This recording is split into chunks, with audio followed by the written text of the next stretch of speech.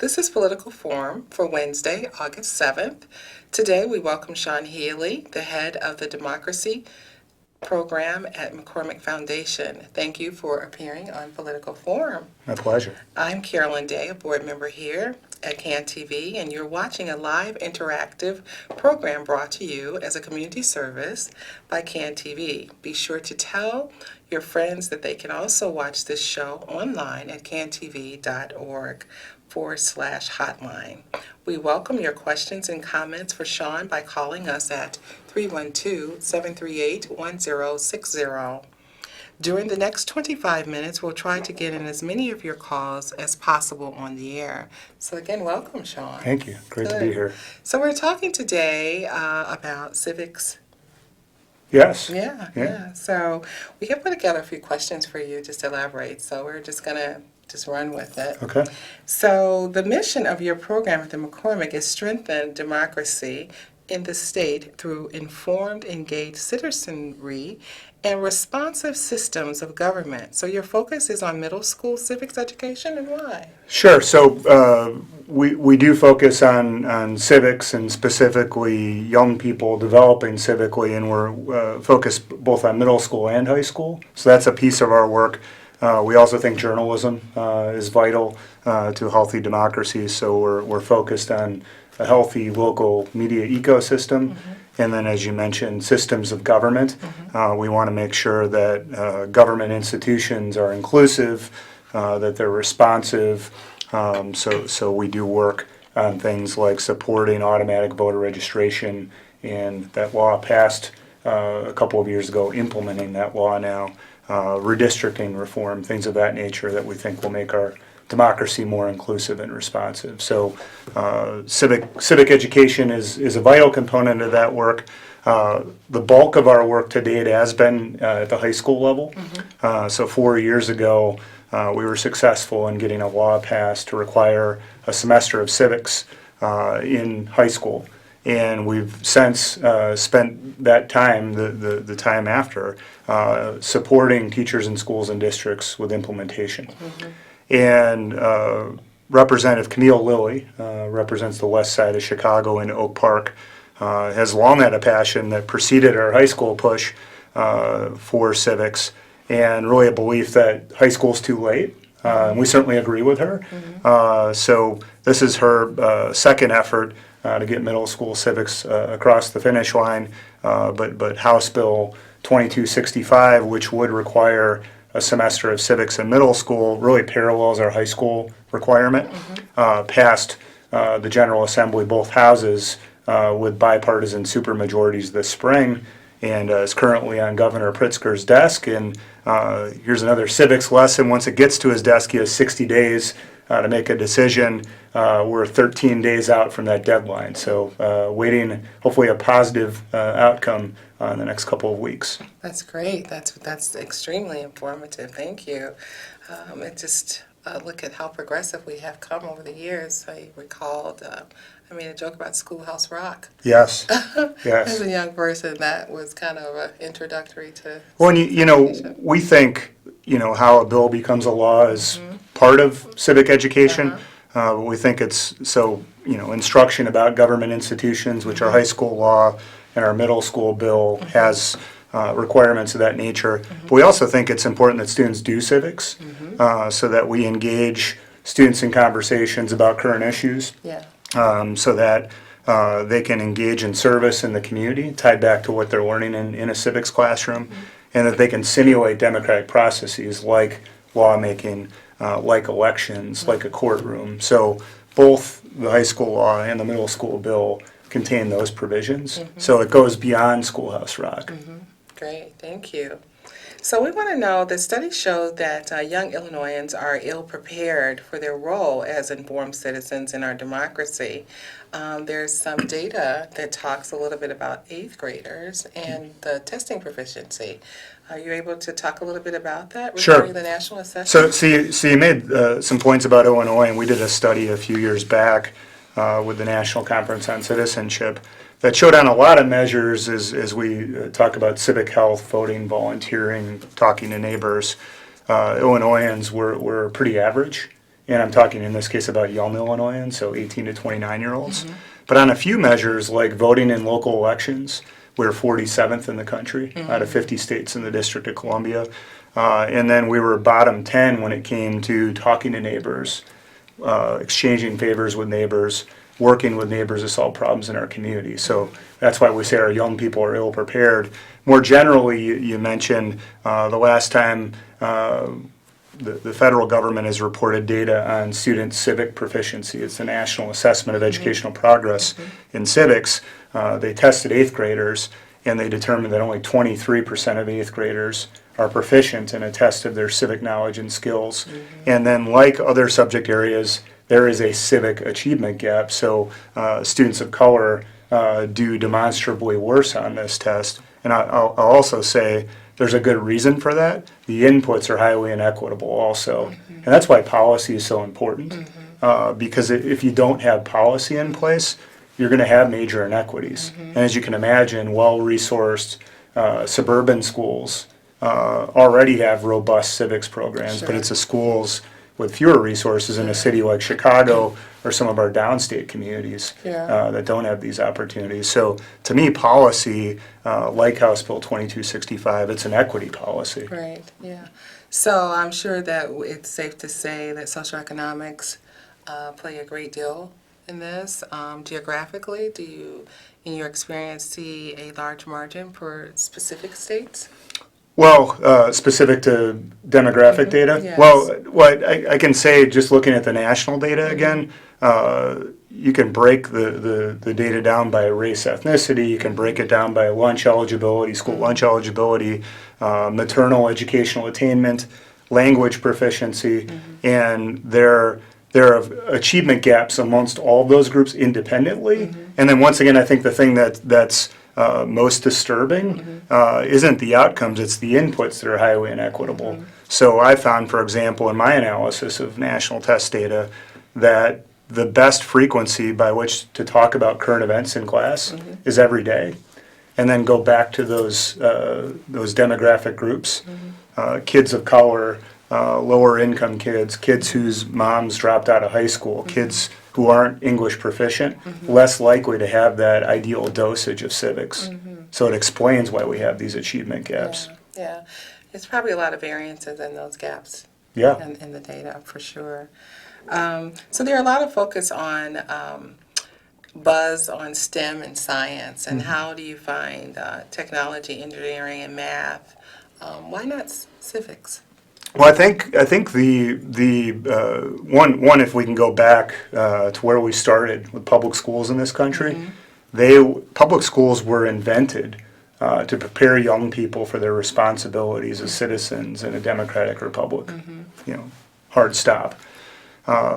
We have gradually abandoned that mission, largely abandoned that mission with this singular focus on college and careers. I think that's short-sighted even in preparing young people for college or careers, but there's this broader connection to a community, this preparation for civic life that's been forgotten. So I see it as very short-sighted, and I would suggest, and some emerging research bears this out, that if you do civics well, it's actually going to lift achievement in other subject areas, and it's going to create a more well-rounded person to go to college, to assume a myriad of careers. So I think it's short-sighted. There's good reason to push back. And I think, and this isn't a political statement, but just a general look at the health of our democracy. Clearly, 2 generations of abandoning the civic mission of school, I think, has been detrimental to our democracy. And I'm not here with any short-term fixes, but I'd suggest that high-quality school-based civic learning is a long-term solution to the problems that plague our democracy. Yeah. So do you feel like, in addition, that's a direct correlation to other post-secondary options, not necessarily that are career academic based? Oh, absolutely. I think the skills. Let's emphasize the skills, like working collaboratively in a group to solve a problem. I mean, that's civics. Presentation skills, right? Research on an issue. These are valuable in so many aspects of life, whether you go to college or you're on a different type of career track. And then once more, just to be a vital participant in your community. because if you're not, politics happens to you. Yes. And participation in our democracy is highly inequitable. It actually looks like me. Yeah. And when you pull apart the layers of who I am, a white man who is college educated and middle or upper income, you peel those away, you're exponentially less likely to participate in our democracy. And I would argue that the outcomes, the policy outcomes, are much more in alignment with my interests than they are with our citizenry as a whole. And that's a product of who participates, and it's really a capacity issue. So if we're not developing young people across the board equitably, the outcomes of our democracy are going to be highly inequitable, and that's not good for any of us, because I think it creates instability in our country. Well, it seems like we have a caller. Caller. No, it seems like we lost the call. Sorry. So we'll continue. Oh, there is a caller. All Thank right. you. Yes, hello? Okay, caller, are you there? Yes, I am. Hello. I have a question really for what parents can do to help move this issue along, because you see along, especially in the public schools here in the city of Chicago, a lot of parents who are on the local school boards, trying to do what's best for their school. And so, and I think you talked about before about, getting kids, these middle schoolers engaged, but there's not a lot of programs that are being offered at these schools to help further the education outside of the school and into the community and into the home, at nights and on weekends. So what kind of advice would you have for parents, to move this issue along? Because really, if it starts grassroots, I imagine it's going to be the best type of education. Yeah, thank you for that call and that question. It's vital. Parents are our first civic educators. In fact, I was just looking at a brand new national poll today, which looked more broadly at education issues, but honed in on civics, and it found actually that the general public is much more supportive of civics. In fact, almost universally, the public supportive of civics in school. Less support, but still a majority supportive of requiring civics in schools. But parents, K-12 parents, are actually the least supportive amongst all of the groups surveyed. So one, I think parents need to prioritize this. The reality is the reason that, frankly, schools and districts get away with marginalizing civics is it's not what parents are demanding. Parents are demanding academic preparation, career preparation, but de-emphasizing preparation for civic life. So I think that there's that element. Two, I think being a civic role model in your own right. Are you paying attention to the news? Are you voting? Are you going to public meetings? Bring your kids along. To me, that's kind of the greatest example. Talk about politics at the dinner table. Ask them about what they're learning at school. There's research that suggests even the lessons that students are learning, civics lessons that students are learning, when they bring that home, has a positive effect on parents' political participation. And then I can't help but emphasizing, the caller made a comment about Chicago Public Schools. I would argue that Chicago Public Schools has the strongest urban civic education program in the country. They have a required high school civics course that is fully implemented a year ahead of schedule, and most of the schools go beyond the semester requirement. They're teaching it for a full year. They require 2 service projects at the high school level. All of the high schools have a student voice committee. And now they're driving the instruction down to middle school. Many of them have student voice committees, and they also are piloting the service learning requirement. And I would say they're fully prepared to implement this middle school law, House Bill 2265, assuming Governor Pritzker signs it. So really a shout out to CPS. This initiative is now 7 years running, and they're really the envy of the country. I don't think they've gotten the press and the publicity and the credit they deserve for it. But parents, including the caller, keep pushing on schools to live up to their civic mission. Great. Thank you, caller, for that question. That was very good. So does school inequity play a role in civics being ignored in the classroom? I think it does. One, just in terms of opportunities, the more under-resourced a school, the fewer opportunities that surface. That's true both in a classroom setting, but also through extracurriculars. Just anecdotally, and there's research on this too, extracurricular opportunities are a huge part of young people's civic development, and it's not always student council. I was captain of the football team in high school. That's where I developed my leadership skills. So those extracurricular opportunities are huge, and frankly, in a lot of schools that are under-resourced, those opportunities are quite limited, and kids' ability to access them for various reasons, they need a job, et cetera, are detrimental. I would also say, some would say this is a conspiracy, but I think there's competing aspects of civic education. I think it can be a healthy competition, but one, we want to develop an attachment by young people to a system of government, to our democracy, to ensure that it sustains. But I think we also want to develop healthy skepticism, perhaps, certainly acknowledging the warts of our past and present, and equipping young people to, in the words of Abraham Lincoln, build a more perfect union. And sometimes those things are seemingly in tension. And frankly, the latter, when we prepare people to kind of push against the system, sometimes that makes the powers that be uncomfortable. I still think it's the right thing to do. I think you need both. I think we need to sustain the system, and I think we need to make it better.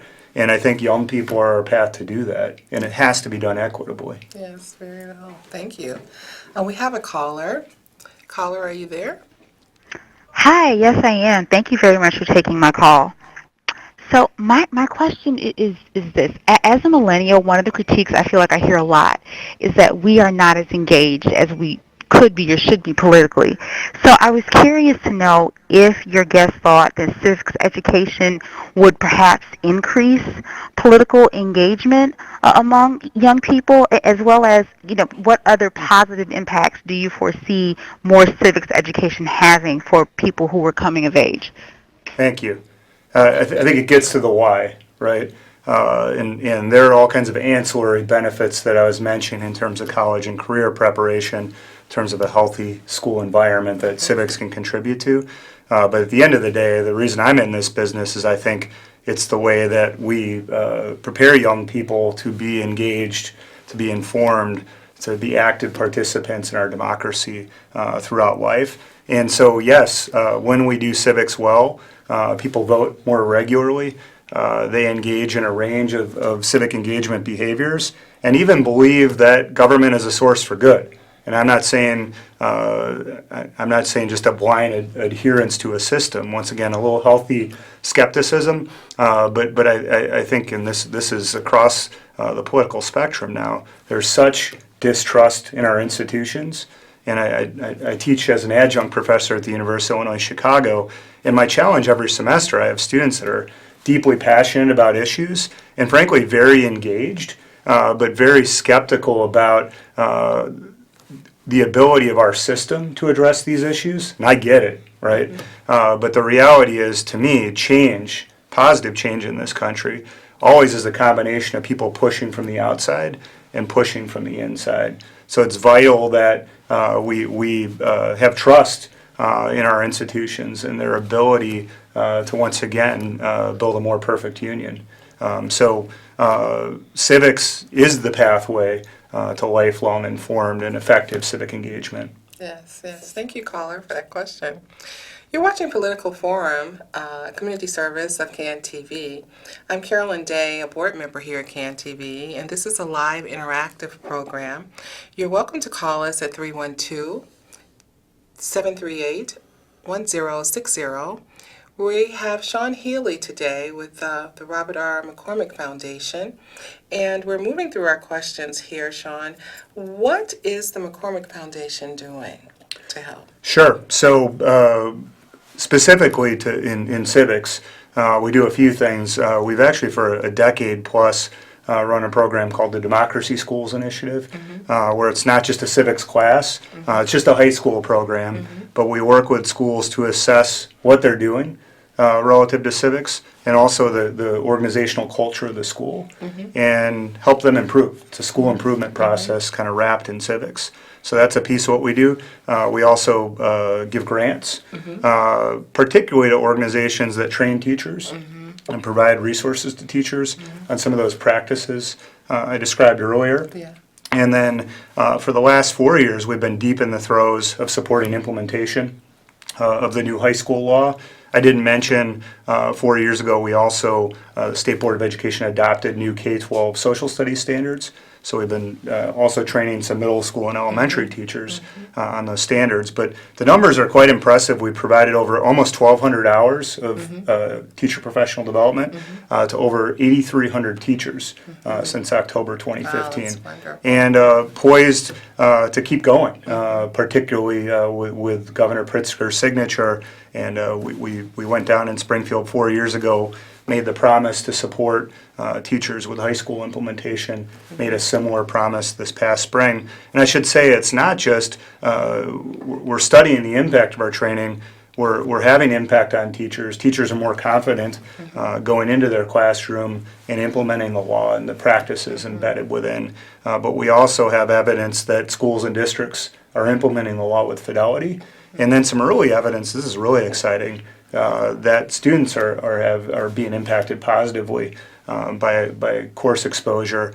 And these inequities that we've been talking about, we certainly see them in terms of kids before taking the class, but when accessing the class, a lot of those gaps are closing in terms of access, and that's really exciting, and that was one of the big points of the law. Yeah, thank you.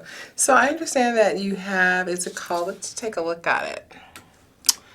Is it Civic Education Resource Site? Yeah, so IllinoisCivics.org, and it's a site where we house resources. It was built 4 years ago to support implementation of the high school law, and we're currently in the process of adding middle school materials up there, but you'll find all kinds of lessons there. You see a calendar where we aggregate free teacher professional development opportunities. Some of them we provide, some our partners provide.